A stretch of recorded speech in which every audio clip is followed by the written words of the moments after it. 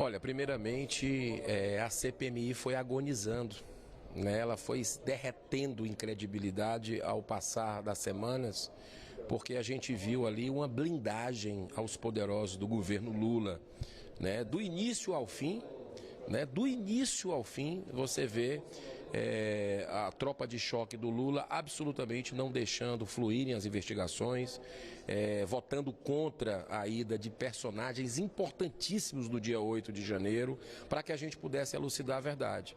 Então nós ficamos dependendo até de vazamentos de imagens de veículos de comunicação, de celulares de brasileiros que estavam no local, porque nós aprovamos. A CPMI conseguiu aprovar, acredito até que graças à oração de muitos brasileiros sedentos por justiça, e num vacilo da base do governo Lula aprovou as imagens, por exemplo, fossem enviadas todas as imagens do Ministério da Justiça, mas foram negadas pelo ministro da Justiça. Ele disse que, primeiramente, disse que não poderia entregar sem autorização do STF, depois o STF autorizou e ele simplesmente não entregou, dizendo que foram apagadas as imagens, enquanto entregou duas.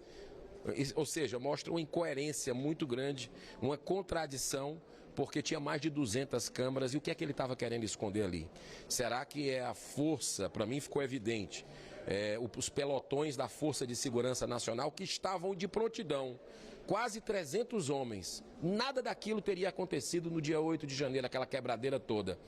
Mas o governo Lula deixou aquilo acontecer, faltou um comando do ministro da Justiça, e isso certamente não estará no relatório da senadora Elisiane Gama, porque ela recebeu uma missão, né? Uma missão daqueles parlamentares que ocuparam uma CPMI, invadiram uma CPMI, sem sequer ter assinado o requerimento para instalação, para blindar, para proteger personagens importantes do governo Lula que foram omissos naquele fatídico dia. Aliás, o governo Lula nunca quis essa CPMI, tanto é que ele, segundo parlamentares, ofereceu dezenas de milhões de reais para deputados federais retirarem suas assinaturas da comissão.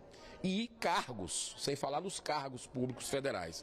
Então a verdade está muito clara para todo mundo. O relatório da oposição é um relatório consistente, alinhado com a verdade, fidedigno com tudo que aconteceu, né? E ali a população vai ter um documento concreto, por mais que seja derrotado, né? Porque a gente sabe que quem tem a maioria ali é o governo Lula, que entrou para melar. Essa é a verdade, entrou para melar a CPMI, né?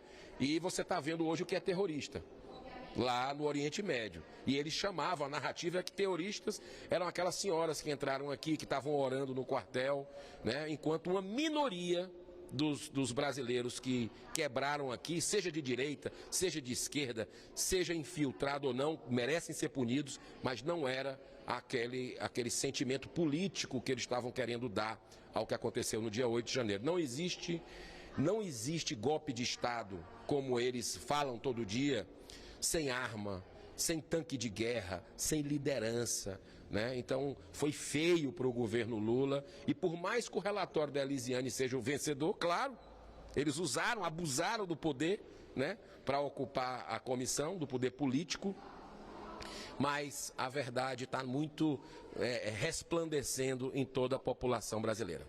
Senador, aproveitando o seu comentário sobre o Oriente Médio, como é que o senhor avalia a posição que o Brasil deve adotar com relação a esse conflito diplomático lá? Olha, é vergonhoso que aquele governo que se diz o governo do amor, da democracia, que veio para pacificar o Brasil, não reconheça os atos do grupo Hamas como terrorista. Desde o primeiro dia, eles ficam dourando a pílula. Será que é porque eles foram parabenizados? O governo Lula, o Lula foi parabenizado pelo Hamas nas eleições, porque foi isso que aconteceu? Ou será que muitos parlamentares do PT assinaram uma manifestação em 2021 dizendo que o grupo Hamas não deveria ser classificado como terrorista? Que relação é essa? Por que eles chamam crise na Rússia e na Ucrânia, e não guerra como é? Então tem gente inocente morrendo. E a gente tem que saber diferenciar. Hamas é um grupo terrorista. Tem palestinos completamente inocentes nisso, crianças que estão morrendo lá, israelenses também, mas quem começou tudo isso foi o Hamas, né, que precisa ser parado, né, mas com terrorista não tem como se negociar. A gente compreende isso. E o governo brasileiro tinha que ser mais firme com relação à condenação do Hamas. Está ensaiando fazer agora. Por que não falou do primeiro dia? Quando o mundo todo viu as imagens.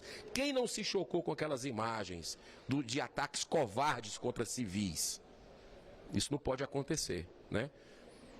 Senador, um outro assunto ainda internacional, o presidente do Senado, Rodrigo Pacheco, esteve em Paris numa reunião de líderes agora recentemente e defendeu a posição do Supremo e do Congresso. Como é que o senhor avalia a participação do presidente lá?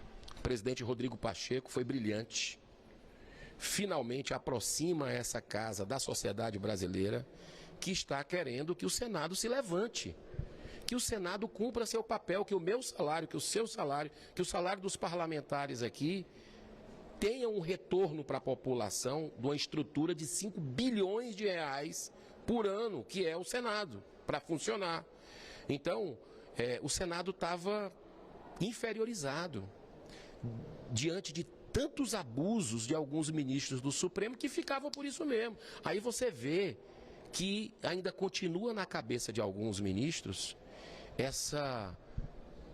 esse sentimento de superioridade, né? Tanto o ministro Barroso, presidente hoje do STF, quanto o Gilmar tiveram no exterior nesse período. E eles falaram, né, principalmente Gilmar Mendes, inclusive soltou uma pérola dizendo que a eleição do Lula se deveu ao STF. Que é isso, gente? Que sincericídio é esse? A gente sabe que tanto o TSE como o STF agiram em medidas, né, de censura só para um lado durante a eleição, né, liberando corruptos, e uma série de medidas que inverteram os valores e princípios do Brasil, de ética no Brasil. A gente sabe que eles fizeram, mas ele teve a cara de pau de dizer isso. E o presidente Rodrigo Pacheco, com relação às prerrogativas do Senado Federal, se posicionou, né, sobre decisões judiciais no Brasil, que está um absurdo de equívocos, o tempo todo protegendo quem não deveria proteger.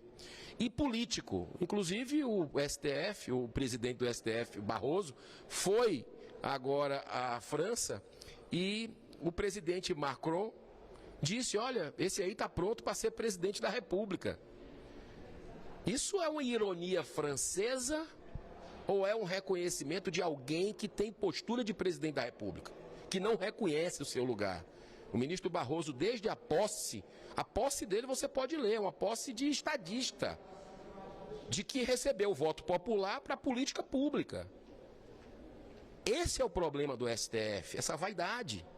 Esse é o problema do STF, esse desrespeito ao parlamento brasileiro, né? E o que me preocupa muito é esse alinhamento ideológico de alguns ministros com o governo Lula.